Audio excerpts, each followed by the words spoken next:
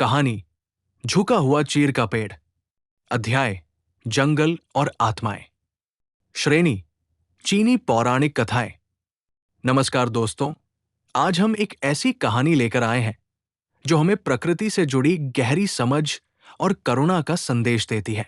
ये कहानी है झुका हुआ चीड़ का पेड़ की, जो हमें ये सिखाती है कि दया और समझदारी से किए गए छोटे छोटे कदम भविष्य में कितने बड़े वरदान बन सकते हैं। आइए इस कहानी के माध्यम से हम चीन की प्राचीन पौराणिक कथाओं की एक अनमोल धरोहर में गोता लगाएं। कहानी का परिचय और पृष्ठभूमि। ये कहानी एक छोटे से गांव की है जो घने जंगलों से घिरा हुआ था।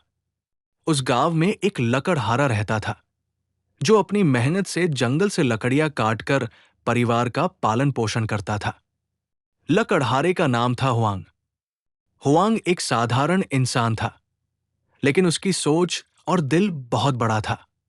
वो जानता था कि अगर जंगल खत्म हो गया तो उसकी दुनिया भी खत्म हो जाएगी। चीड़ का पेड़, जिसे चीनी भाषा में सोंग कहा जाता है, वहां के जंगलों में सबसे मजबूत और सबसे लंबे समय तक जीवित रहने वाला पेड़ था। ये पेड़ न केवल ठंडी हवाओं से बचाता था, बल्कि उसके पत्ते और लकड़ी से कई उपयोग होते थे। चीड़ का पेड़ चीनी संस्कृति में स्थिरता, धैर्य और शक्ति का प्रतीक माना जाता है। कहानी की शुरुआत एक पेड़ जो सुनता है। एक दिन हुआंग जंगल में लकड़ियां काट रहा था। उसने देखा कि एक छोटी सी चीड़ का पौधा अभी अभी उगा था।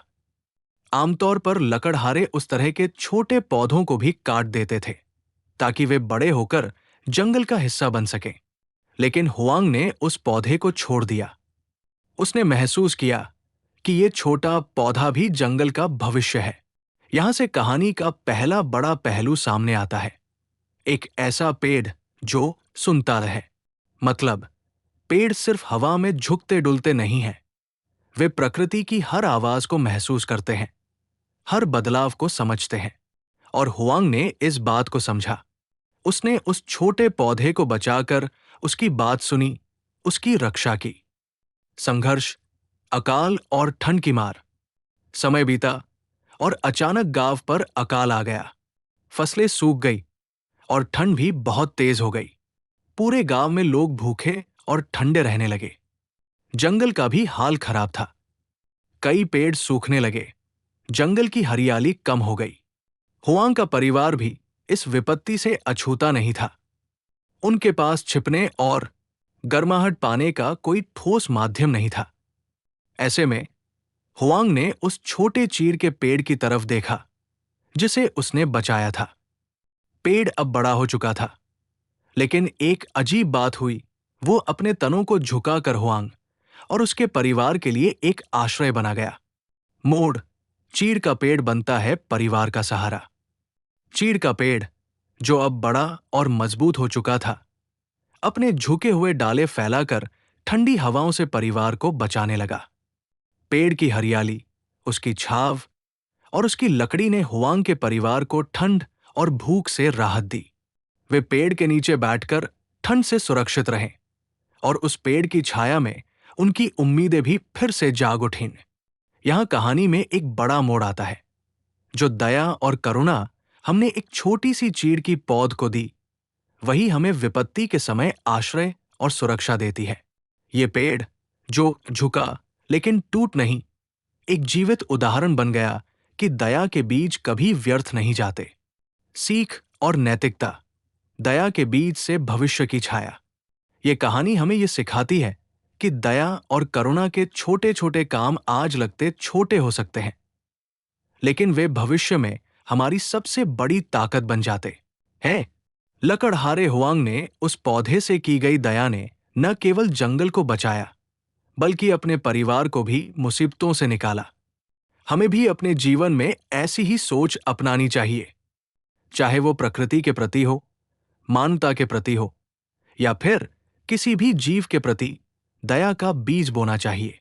आज हम जो प्यार और सम्मान देते हैं, कल वो हमें आश्रय और सुरक्षा के रूप में लौटता है।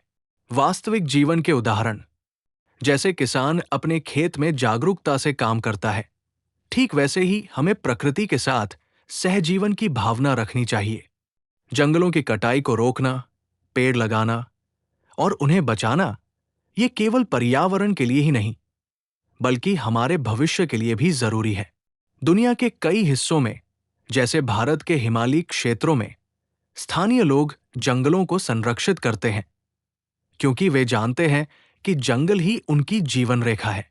इसी प्रकार चीन के प्राचीन काल से चली आ रही कहानियां हमें इस बात की याद दिलाती है कि प्रकृति से लड़ना नहीं, बल्कि उसके साथ मिलकर चलना ही बुद्धिमानी है। समापन।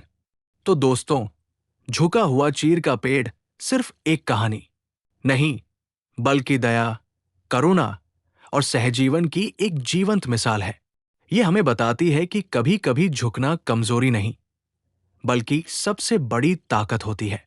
और दया के छोटे छोटे बीज ही हमें भविष्य में आश्रय और सुरक्षा देते हैं। आइए हम भी अपने जीवन में इस कहानी की सीख को अपनाएं और प्रकृति तथा एक दूसरे के साथ प्रेम और सम्मान से पेश आएं, क्योंकि आखिरकार दया ही वो नींव है जिस पर हमारा भविष्य सुरक्षित होता है। धन्यवाद।